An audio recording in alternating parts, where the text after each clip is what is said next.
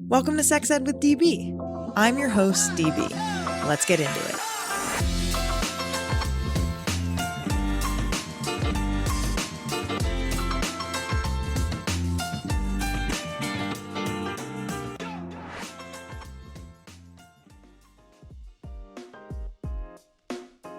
So you've been with your boo for a while and the spark feels like it's kind of gone. But what if I told you I could take away the mental load of figuring out how to, quote, spice things up by doing the work for you and sending you everything you need? That's where Aria comes in.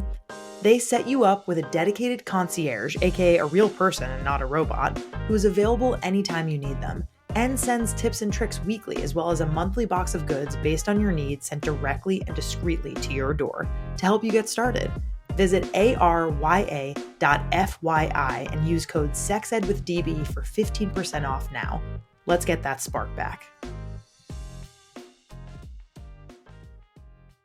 Welcome to Two Black Girls, One Rose, a podcast discovering what we can learn about modern dating, love, and relationships from popular television. I'm Natasha. And I'm Justine. We're best friends and TV fanatics, and every week on our podcast, we're recapping all of your faves, from reality shows like Love is Blind and The Bachelor to classics like Sex and the City. Each week, we recap the latest episode while discussing topics like, is friendship or passion a better foundation for a relationship? And should we be dating men in their 20s? We both spent our 20s dating all around New York City, so we've got a lot of relatable mess and stories to share. Listen to us on all podcast platforms, and for bonus and video content, join us on Patreon.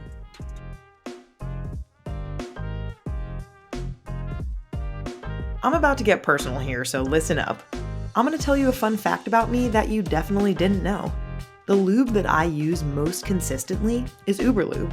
I really mean it. If you were here with me right now, I'd tell you to go over to my nightstand drawer and tell me what you see.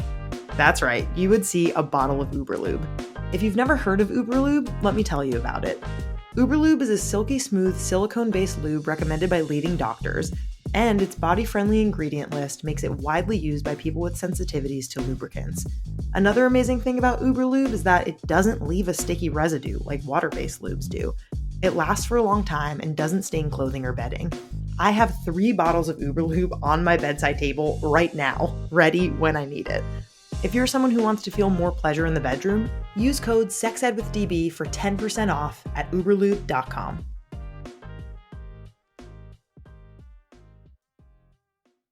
Hi, DB here, your favorite sex educator, pleasure expert, and rom-com critic. And I'm currently fully out of office on my honeymoon right now, but that doesn't mean that you get less Sex Ed with DB. Today, we are bringing you a best of compilation on one of our favorite topics ever, sex toys. You'll hear highlights from 2 standout episodes, DB's Magic Wand experiment, where I share my own experience conducting a masturbation experiment with one of the most iconic sex toys out there, and How Do I Buy the Right Sex Toy for Me?, where we dive into expert advice on how to find the toy that fits you best. Whether you're a seasoned toy enthusiast or just starting to explore what's out there, we hope these clips inspire you to try something new. Let's get into it together. Flicking the bean, wanking, self-loving, jilling off, menage a moi. All of these are different and very creative ways to say masturbation. Masturbation is defined as touching one's own body or genitals for sexual pleasure. While masturbation is not a dirty word, it's not uncommon to feel shame and guilt when it comes to self-pleasure. This is due to a combination of cultural norms, religious influences, lack of meaningful media representation, harmful myths we all learned in sex ed, and more. At the same time, men get to talk about yanking their chain, so to speak, with a free pass and aren't typically made to feel like they're doing something unbecoming. Hell, I can think of 3 instances off the top of my head in very popular media where we see or hear about men masturbating with different kinds of foods, from an apple pie to a fresh peach to Jell-O, let alone sharing a more typical masturbation experience. While I'm not necessarily interested in normalizing the combination of masturbating with food, be careful, girlies, you could get a yeast infection. I am interested in talking about masturbation in a positive light and being honest about the very real impacts that masturbation has for people, especially women and people with vulvas. That's why I decided to take pleasure into my own hands, figuratively and literally, with the magic wand. In a nutshell, I wanted to answer one question. What is the impact of daily magic wand use on my health, and wellness, as well as my sexual experience when compared to regular sexual activity and no sexual activity. For consistency, I knew I needed to use a single method, more specifically, a vibrator, that would do the trick every time. If you're a regular Sex Ed with DB listener or follower, you know that I've had a crush on the magic wand for a long while. It's one of my favorite sex toys for two simple reasons. Number one, it makes me orgasm without fail, and number two, it makes me do it real quick. Whenever I use it, I get the pleasure I want and always feel good afterwards. Happier, calmer, more centered. My prior experiences with the magic wand led to a few more questions. Are there real positive impacts here? How can pleasure influence other areas of my life?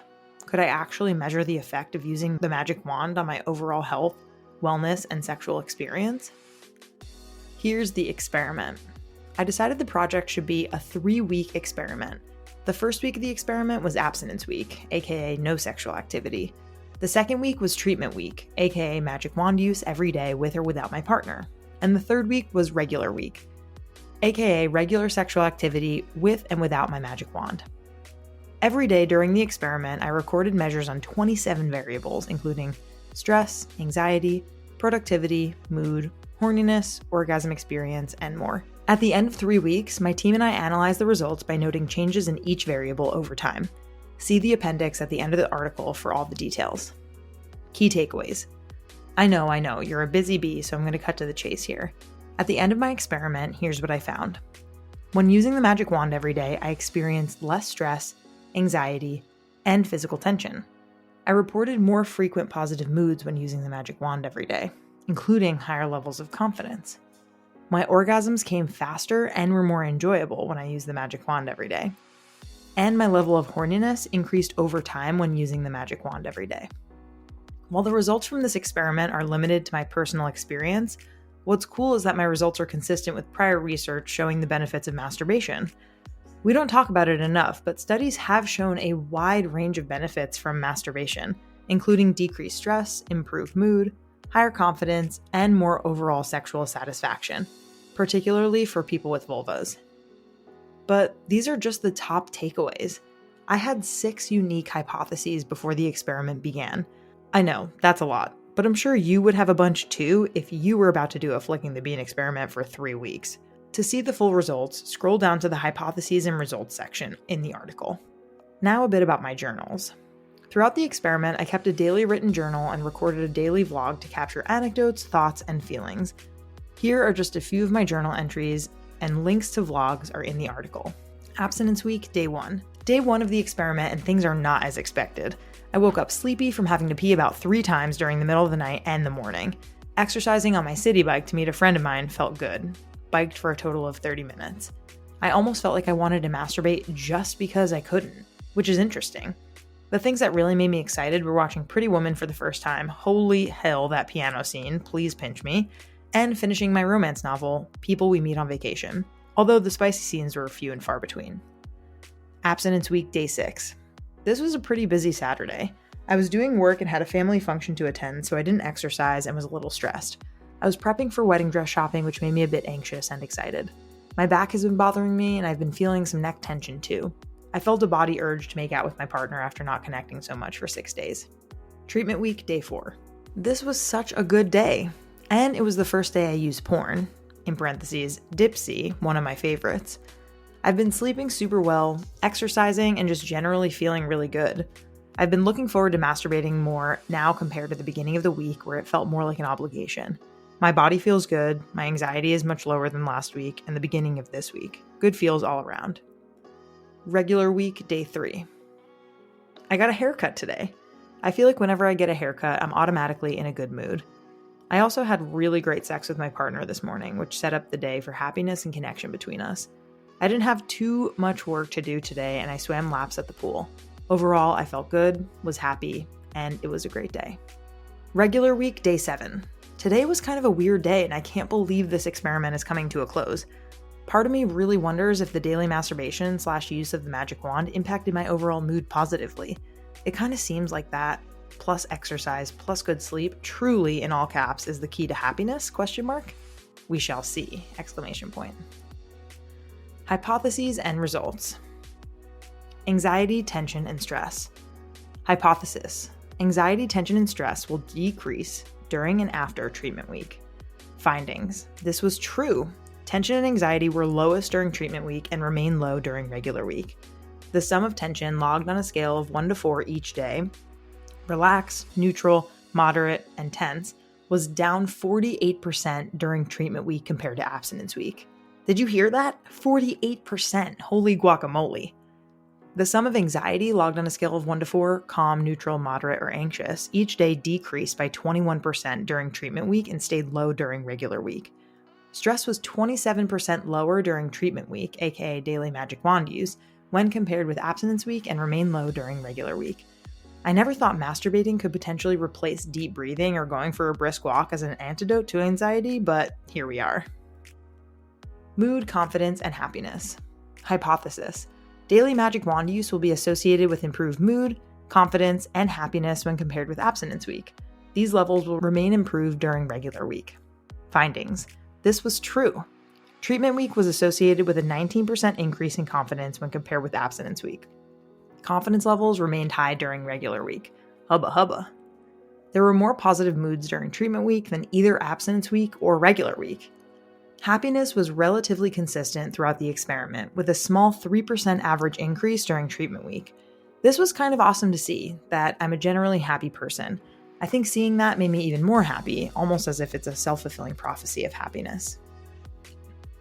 Productivity and focus. Hypothesis: productivity and focus will be higher during treatment week when compared with abstinence week and regular week. Findings: this was inconclusive. While productivity average was up 10% and focus average was up 2% during treatment week compared to abstinence week, variances were small and there were no major trends of note. So I basically learned that taking myself to Pleasure Town didn't make me better at my job, which was to masturbate for a week. If I think about that for too long, I'll get into a strange loop. Sleep length and quality.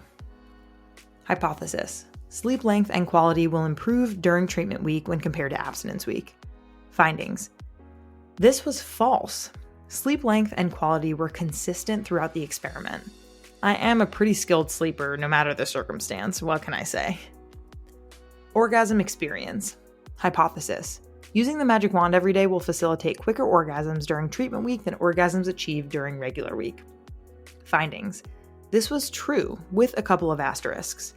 5 orgasms during treatment week using the magic wand took under 9 minutes to achieve, while both orgasms during regular week took over 9 minutes. Logged average orgasm enjoyment on a scale of 1 to 10 was 33% higher with treatment week versus regular week. This makes sense to me as the orgasms I get from using the magic wand are strong as hell. However, the data here is directional because I only had 2 orgasms in week 3 to compare to. Horniness. Hypothesis: horniness will decrease over the course of treatment week. Findings: this was false. Horniness increased throughout the treatment week. This was the most surprising result, as I thought I'd be #over forcing myself to experience pleasure as the treatment week went on, but it turned out that I became more of a raging horn dog. Fascinating. Conclusion: if you made it to the end of this beautiful podcast, aka article if you read it, you know more about my sexual health and wellness than most doctors have ever been to. Pretty neato. In summary, my experiment showed that daily masturbation with the magic wand was associated with positive influences on my personal health and wellness. The proof is in the pudding. I was a happier, less tension-filled, less stressed version of myself during daily magic wand use, and this had residual effects the following week. By doing this incredible experiment and analyzing the results, I found that my sexual pleasure is one very important piece that makes up my overall happiness and wellness. I truly feel like I've cracked my own happiness code. Do you ever want to get intimate with your partner, but just kind of feel something telling you that you're not super into it and not sure how to get the spark back? Let's talk about Aria. Aria is a service for couples that makes it easy to break out of routine, deepen emotional connection, and energize their relationship with curated experiences called scenes. You will also receive access to the Aria Concierge, who's like your relationship's wingman, a real person who feels out your vibe and serves up spicy monthly experiences for 2. Pause this episode now and visit arya.fyi and use code SEXEDWITHDB for 15% off.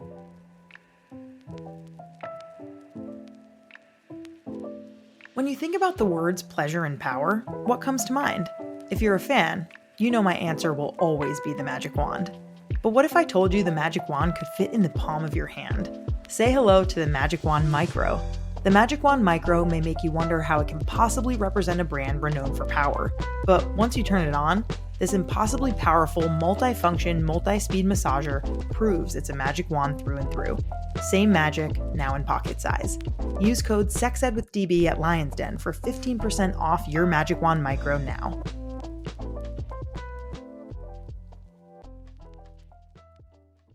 I would love to start us off by, you interact with a lot of people, and you interact with a lot of people who interact with a lot of people. So I'm sure once you chat with folks who you train and who you engage with, there's a lot of questions that come up, right? And so I'm wondering, what are the most common questions about toys that customers come in with? And what are the answers to those questions? And then, as a follow-up to that, I'm wondering if someone maybe has a sex toy or two, and maybe they're a novice maybe in sex toys, but they want to expand their collection. How do you get them in the proper zone of knowing and understanding what toys or accessories or lube or what have you might be right for them? Sure.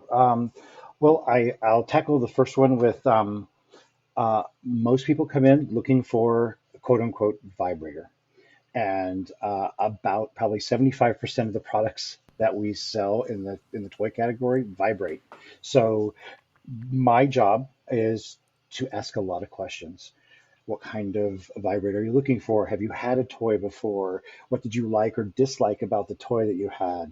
So have you heard from a friend, or have you been recommended here by seeing something on a podcast or Instagram or Facebook or on a website? So once we ask all the questions and I really get to know the person and what they're looking for, then we can start pairing the right toy with their needs. We always look at the values and the benefits.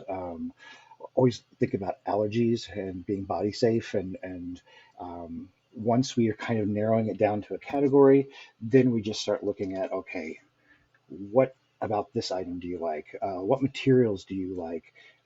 Help me understand if this function, and we open boxes up and we start putting things together, putting them in their hands. They can start to feel what the toy is going to do, the functionality of it.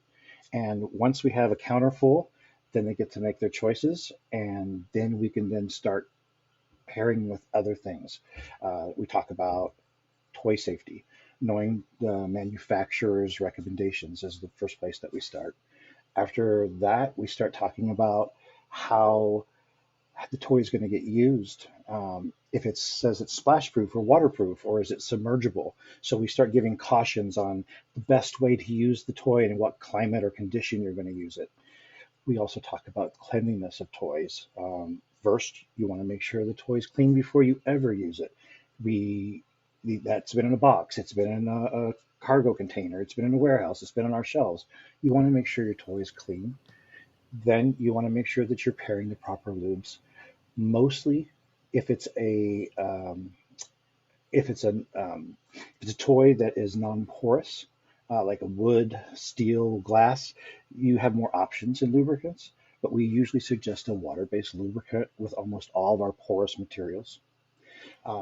Then you want to think about the cleanup. We recommend an antibacterial, internally safe body cleaner. And there are a lot of great cleaners on the market. We actually sell one that has foaming action, and it dries to a light powder. And that takes us to our next point, that powder will protect the toy when it's being stored. It's kind of like a protective barrier on the toy. But there are other ways to store toys, bags, boxes. There's even some UV light boxes out there that kind of keep the toy sanitary the entire time it's in storage. You never really want to put a porous toy next to another porous toy, because a lot of the materials want to molecularly bond with each other, and they can start to kind of melt or disfigure a little bit. So you always want to keep a barrier between your toys and storage. Kind of the process in a nutshell.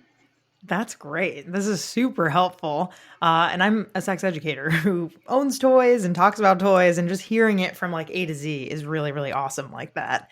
And in terms of this person, right, who comes in and is like, okay, like I want to know what are the most popular toys that people buy. And just a caveat, right? Like even if a toy is super popular, it doesn't mean that it's going to work for you. Like I think all the questions, Nick, that you just said are really important to find, okay, what is going to work for Danielle if I come in and I'm asking about these certain toys.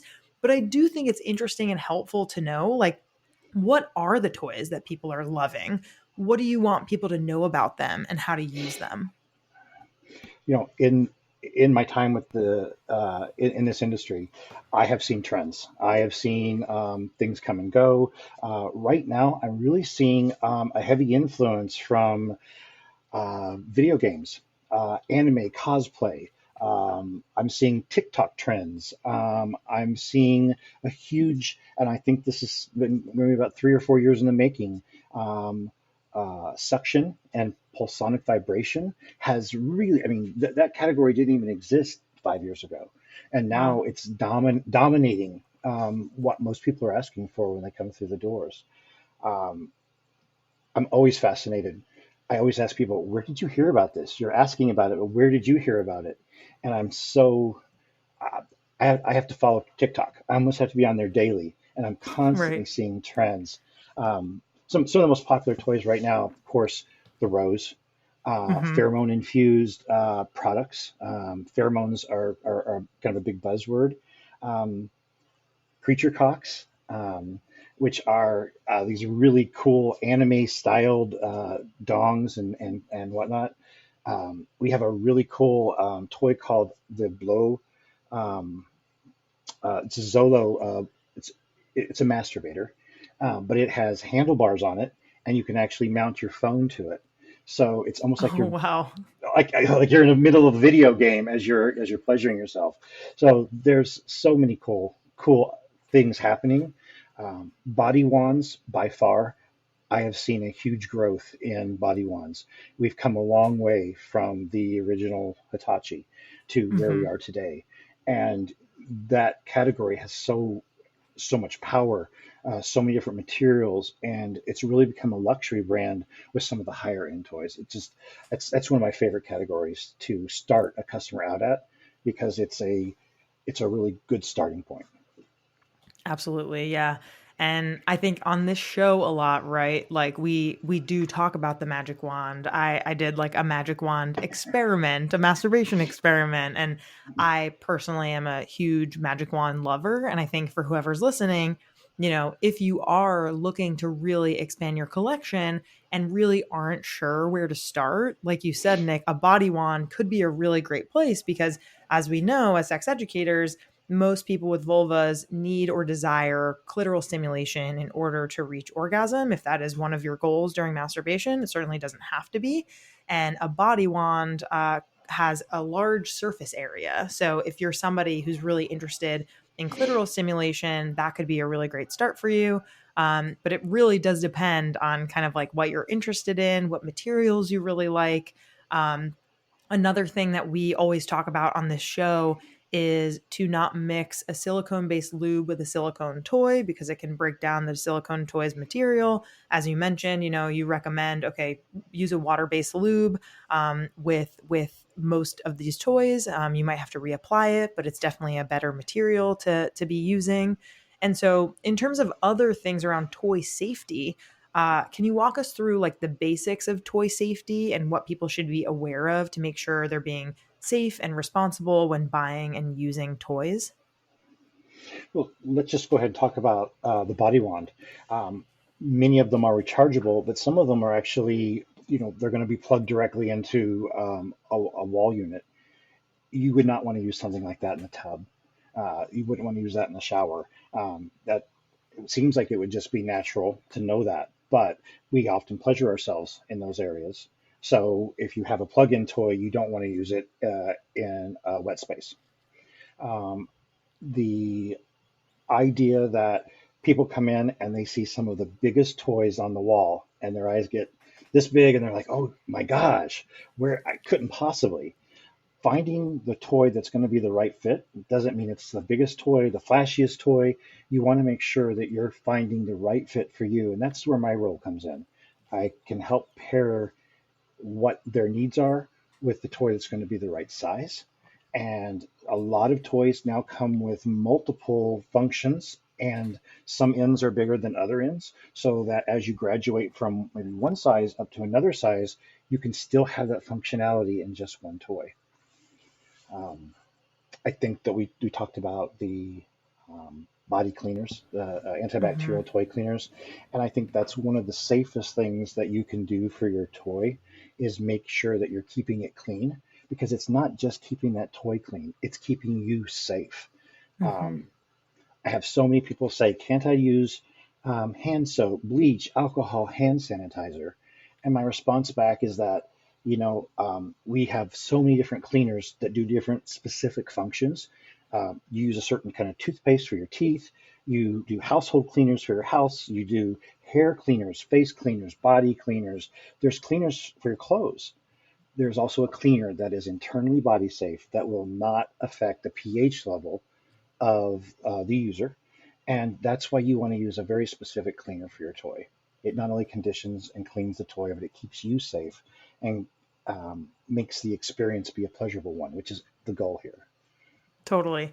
Yeah, this is all really, really fantastic information. And like, it's important to get into the habit of like cleaning your toys before and after you use them. And it might not feel like the sexiest thing, or you're like, oh God, I just want to roll over and go to bed. Like, I don't want to worry about this. But it's important, especially if you have a vulva, that you are peeing after sex or after masturbation to kind of prevent potential UTI. And it is during that time where you can be like, all right, I'm going to pee and then I'm going to clean my toy, right? And if you're feeling particularly lazy and have a condom in your bedside drawer and you're fucking your sex toy, whatever that is, or you're putting it on your genitals, if a condom can go around that, you can use that and kind of, it can serve literally as a barrier, a protective barrier for bacteria or for whatever else. And then you could take that condom off and then throw it in the garbage. However, some condoms do have lube inside of them or have certain kind of materials. So it's just important to know like what it is that you're working with and what exactly, is realistic for you. Like, is it, at least for me, like it's so easy to be like, oh, like my toy cleaner is at the very front of my medicine cabinet so that it's really simple for me to open it up. I know exactly where it is. But if your toy cleaner is kind of like tucked inside your closet because you don't want people to see it, right? And then you're not going to use it, like make it as easy on yourself as possible.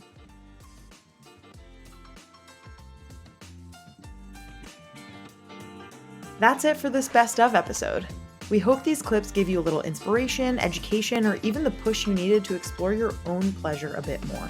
Be sure to check out the full versions of both episodes. Links are in the show notes of this episode below.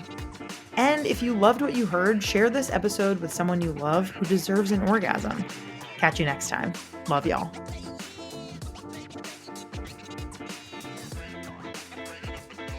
Our creator, host, and executive producer is me, Danielle Bezalel, aka DB. Our producer is Sadie Lidji. Our communications lead is Cathren Cohen. Our music theme is by Hook Sounds. Thanks so much to our featured guests, partners, and listeners. If you have a rom-com you remember from growing up and want us to cover it on Rom-Com Bomb, submit it to us by leaving a review on Apple Podcasts and leaving a comment on Spotify. Want to partner with us? Email us at sexedwithdb@gmail.com. For more sex ed content, follow us on Instagram @sexedwithdbpodcast. See you next time.